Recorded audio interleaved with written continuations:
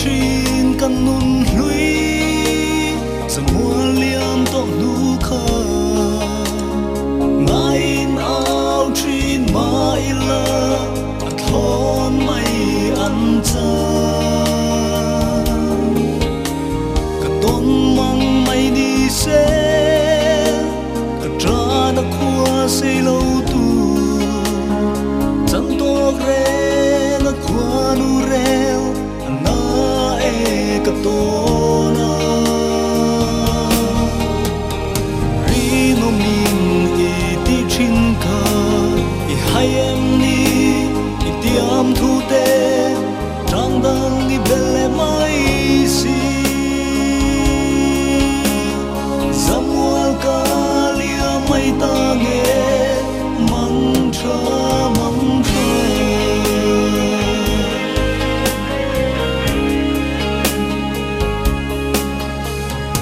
lui don kir changi har zel thin lai ru ka ruan atlang lo dang ma se il ni om si lo ma se trang dang beli si lung i her ta mo arang mo kalau vai le riang va te hi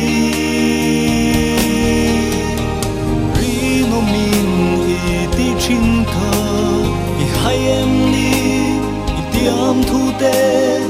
trang dang i bele mai si zamual ka lia mai ta nge mang tra